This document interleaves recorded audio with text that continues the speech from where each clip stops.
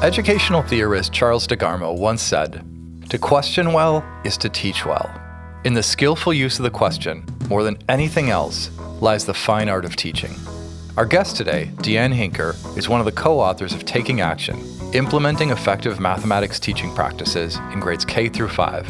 We'll talk with DeAnn about the art and the science of questioning and the ways that teachers can maximize the impact of their questions on student learning. DeAnn, welcome to the podcast. It's great to have you. I'm happy to be here, Mike. I'm looking forward to our conversation today. So I'd like to start by noting that NCTM has identified posing purposeful questions as a high leverage practice in Principles to Actions, and then again in 2017 with the publication of Taking Action. And I'm wondering if you can make the case for why educators should see purposeful questions as a critical part of this practice. Yeah, certainly. Let's just jump right in here as we think about purposeful questions and why we as teachers need to be more intentional and strategic in the questions we use. I was honored to be a member of the writing team for Principles to Action. And in writing that document, we were really tasked with identifying a set of high leverage teaching practices for mathematics. We reviewed the research from the previous 25 years, and it was really clear. There's been a lot of research on teacher questioning and what are the characteristics of effective questioning. So as I think about making this case for purposeful questions, a couple things come to mind. First of all, researchers have estimated that teachers ask up to 400 questions each day in the classroom. I mean, that's more than one question every minute for the entire school day. That's incredible. I know, that's a lot of questions. Also, if we think about it, it's not just how many questions we ask, but what questions?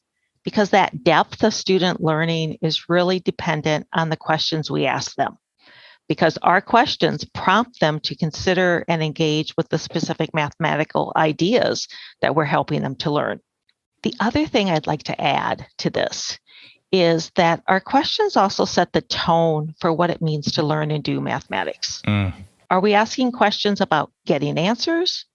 Or are we asking questions that let students know we value and respect their inquiries into mathematical ideas, into problem solving, and that we really are about helping them make sense of mathematics?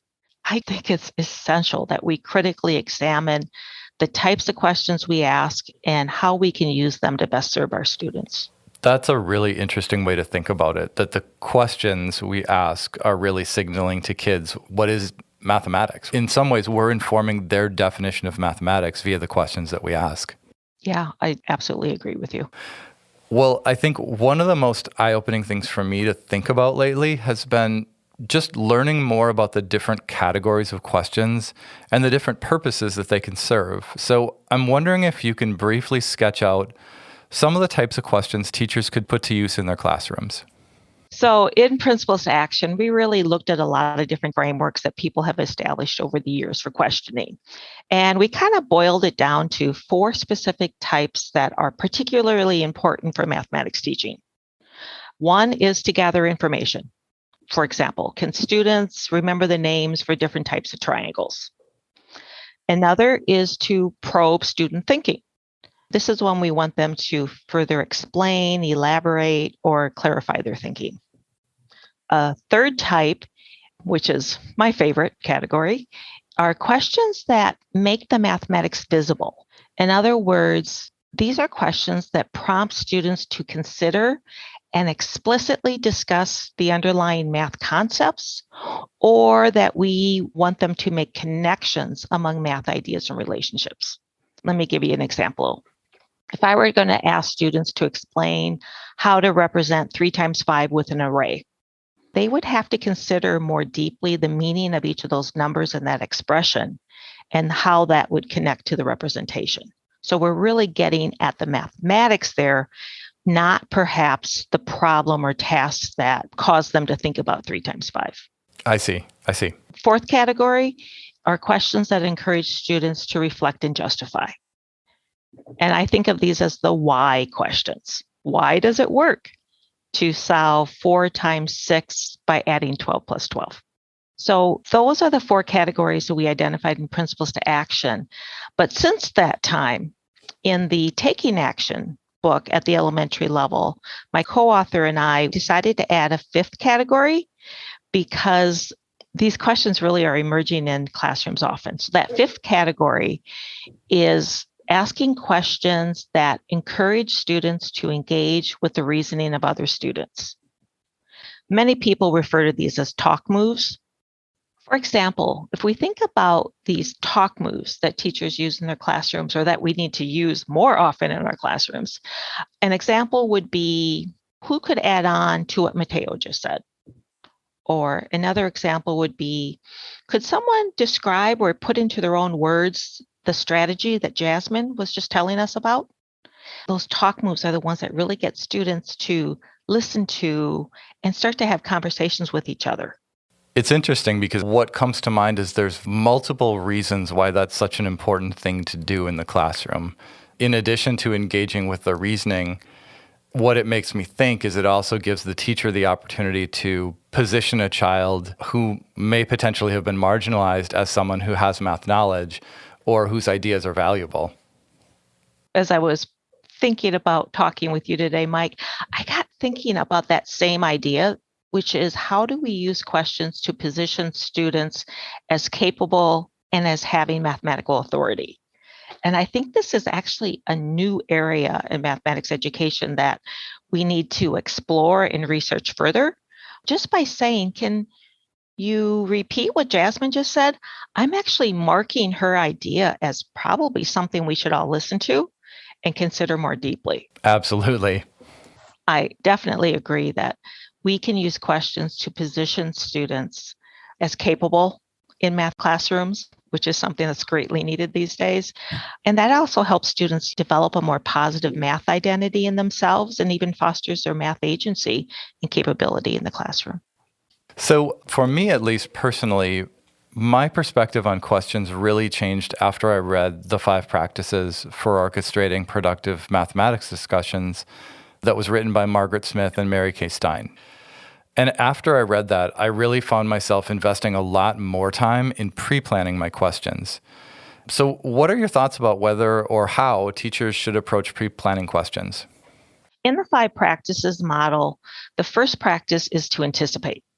This involves anticipating student responses to the kind of key math task of the lesson, and also planning questions so that you as the teacher are ready to respond to your students.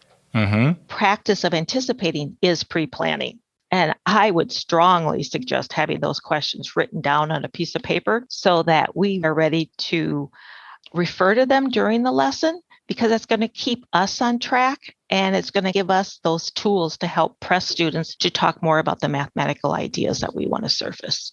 I think part of what really is illuminating for me is we're anticipating how students might think, and then really we're digging into what's a response that can help advance their thinking regardless of the angle that they're coming at the task from. So it's, in some ways, what we're talking about pre-planning questions is really kind of a differentiation strategy to some degree.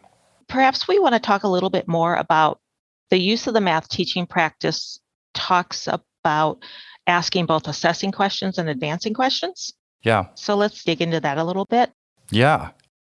The teaching practice from NCTM says we should be using purposeful questions to both assess and advance students' reasoning and their sense making about important math ideas and relationships. So assessing questions are those that really draw out students' current understanding and strategies. And then advancing questions are those that really move students forward in their thinking and understanding and pushes or presses them or pulls them along towards those learning goals for the lesson. So that has probably been one of the main things that has really evolved in my thinking in working on principles to action, is thinking more deeply about these assessing questions and the advancing questions that we need to be posing in our classrooms. It strikes me that of the two, they're both important, but it may be that planning advancing questions is the more challenging task for an educator. Talk to me a little bit about pre-planning or thinking in advance about advancing questions. Certainly. So first, as we think about assessing questions, those tend to be more the recalling information, probing student thinking. As teachers, I think we're pretty good at that. We can all say, well, how did you think about that? How did you figure that out? But the advancing questions are much more difficult because that means we as teachers have to know, where are we going with this task and what's the math we want? So in thinking about this, or for example, I was recently working with a group of teachers, and what they did is they worked in grade level groups and even pre-planned the questions they were going to use in an upcoming lesson. And it was really true that, yes, assessing questions they had, but we took a lot of time to kind of unpack and think about these advancing lessons. So I'm going to kind of share like 3 steps here to think about this. 1, you really need to know the math learning goals for the lesson, because the advancing questions need to be about the mathematics students are learning. 2, it's helpful to work through the math tasks that the students are going to be doing in the lesson, because that's going to help you anticipate and approach the task and think about, okay, what might be happening in their work. And then 3rd, we can pre-plan those questions that should be specific to the task, to the anticipated student work, and most importantly, to the mathematics. If you can do that with someone, it's so invaluable to brainstorm and bounce ideas off each other.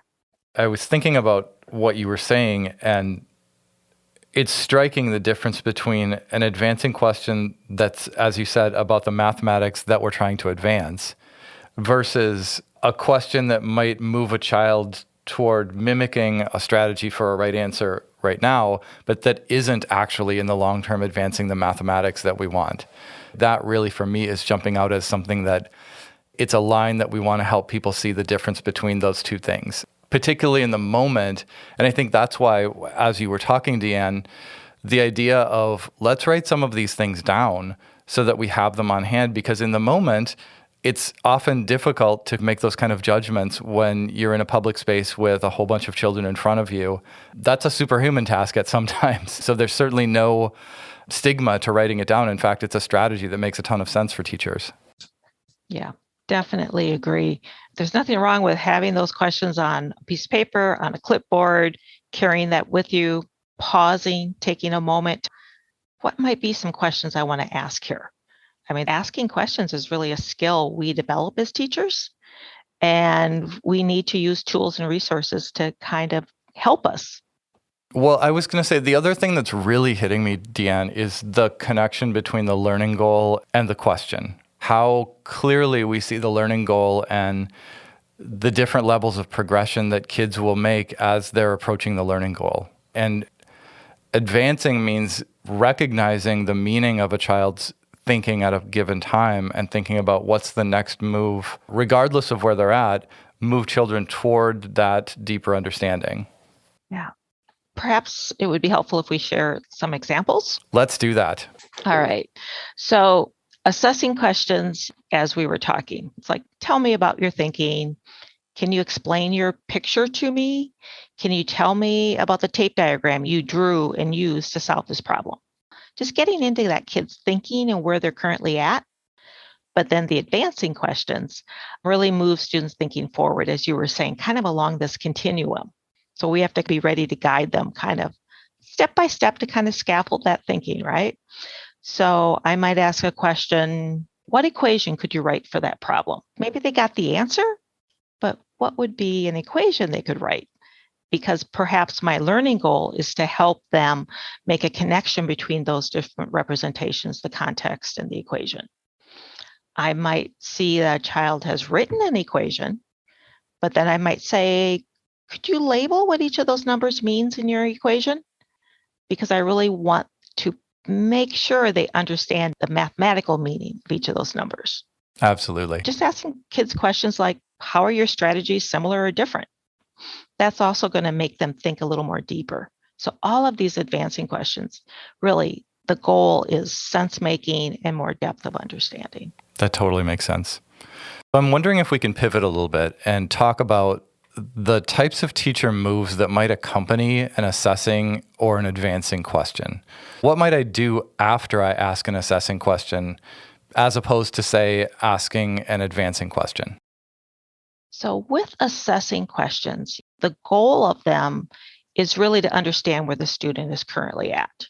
So I would ask an assessing question, and as the teacher, I would stay and listen. So we could assume students are working individually or small groups. Okay. So I might ask an assessing question of a child or a small group and stay and listen because I'm trying to figure out really to understand what they did and why they did that.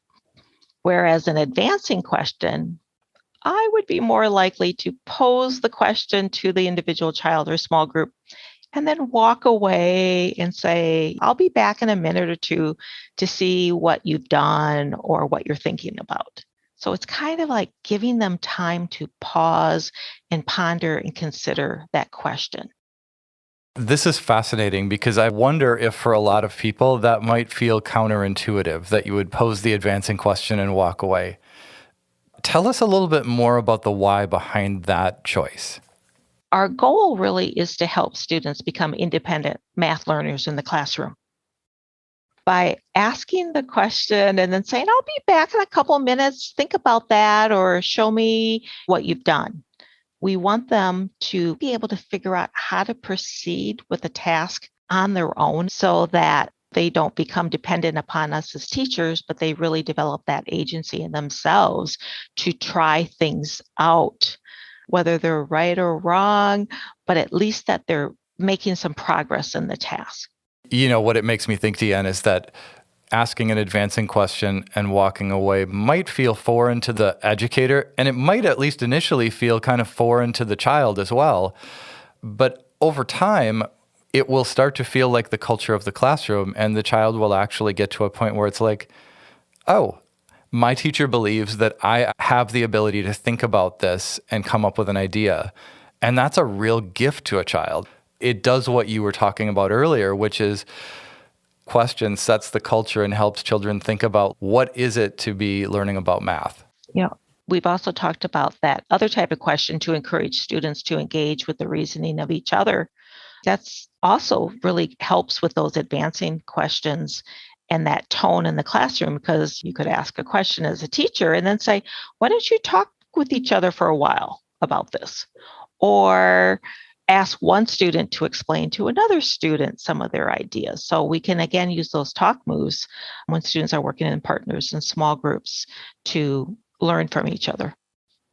I'm struck by the idea that this conversation we're having about questioning is also really pretty tightly connected to how do we support children when they need to engage with productive struggle.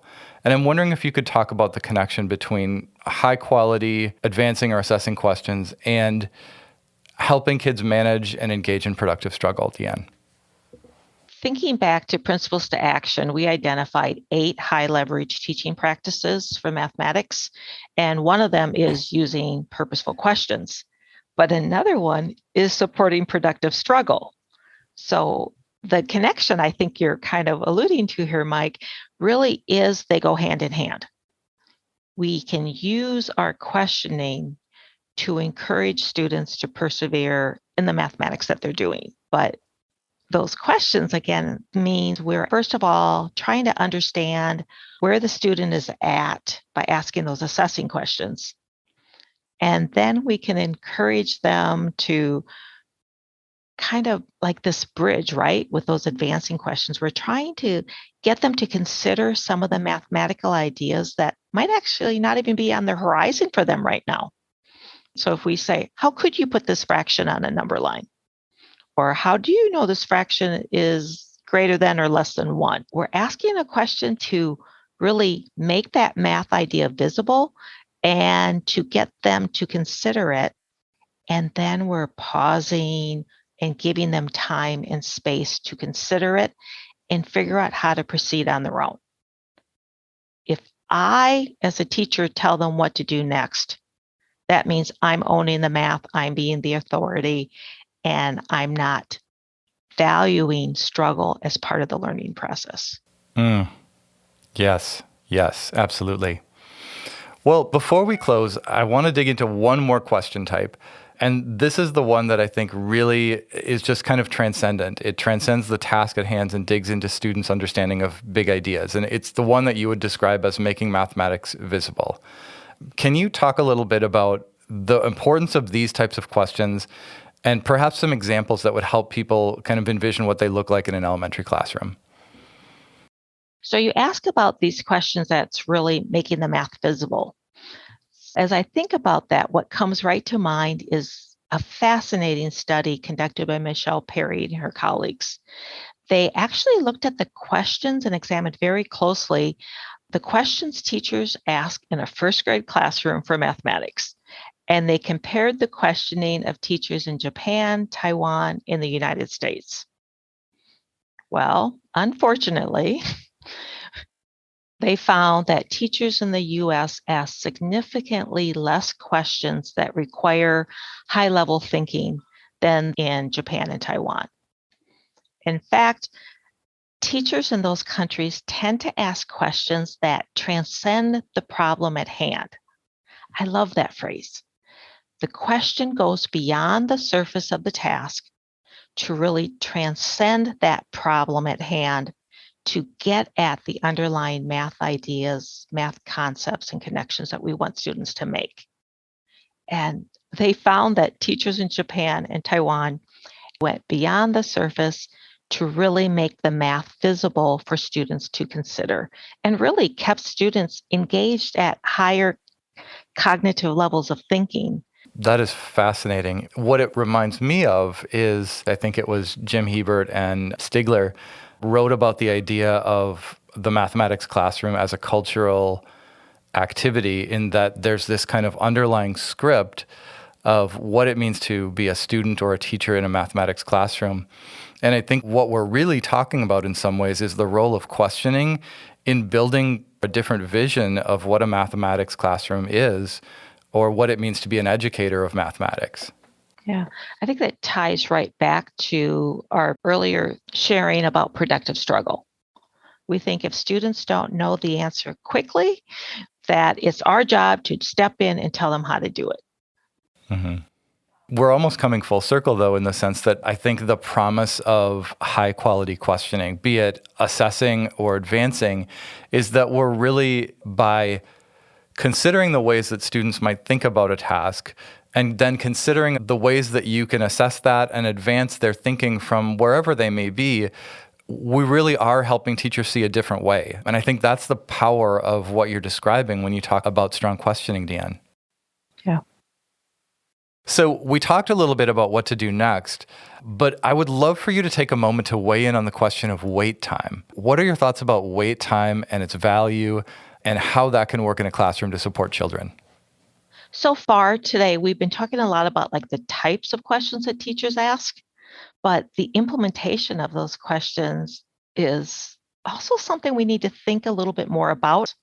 So there's two types of wait time. Wait time is when I ask a question as a teacher, and how long do I wait until I call on a student? The research on wait time really shows that as teachers, we tend to wait less than a second. That's incredible. Yeah. We provide no processing time to our young learners to really formulate those ideas in their head and then be able to share back. So just by reminding ourselves to pause for 3 seconds makes a huge difference in the learning that goes on in a classroom. Those 3 seconds, what happens is we find out that more students will respond to our questions. The length of students' responses increases. And those questions or those responses from students where they say, oh, I don't know, decrease. So merely waiting 3 seconds makes a huge difference. And as teachers, we just don't deal well with silence and thinking time and processing time. So I think it's always a good reminder to just monitor the amount of time we give students to process ideas after we ask a question. As a person who works in math education, when I'm at a dinner party or in mixed company with people and I ask them, tell me about your memories of elementary school mathematics, there are a few common things that always come up. One is typically, as I'm sure won't surprise you, the idea of memorizing my facts. And the other theme that kind of goes along with that is this sense that I wasn't good at math because I didn't know the answer right away. And the connection I'm making is maybe that's because we didn't give you enough time to actually process and think. If we simply expand our time and give kids 3 seconds or 4 or 5 rather than 1, how different would that experience of mathematics be for children? How many folks would actually feel differently about mathematics and maybe perhaps not associate mathematics with just being the first and being the fastest to find the answer? So again, we're talking about using our questioning to kind of establish that tone and the expectations in a classroom about what it means to learn and do mathematics. And we shouldn't be in such a hurry for students to respond. We as adults need our processing time. Our young learners that are first encountering many of these new ideas in mathematics, we need to give them time to think and to process and make connections before we expect them to respond to any of our questions. The piece about 1 second is just so striking. It's odd because I suspect people imagine that by coming back that quickly, they're actually supporting the child, but you're actually doing the opposite. You're teaching them, 1, if you haven't had it in a second, what's wrong with you? And then 2, you're also fostering dependency. It's fascinating how what I think comes from a desire to help is actually debilitating. It really speaks to the need to reestablish not only norms for students in our classrooms, but really for ourselves as teachers. Definitely. Well, I just wanted to say thank you so much for this conversation. It's really been a pleasure to have you join us, and hopefully we'll have you back at some time in the future. And thank you, Mike. I've really enjoyed talking about the importance of purposeful questions for teachers to consider more deeply in their classroom practice. This podcast is brought to you by the Math Learning Center and the Meyer Math Foundation, dedicated to inspiring and enabling individuals to discover and develop their mathematical confidence and ability.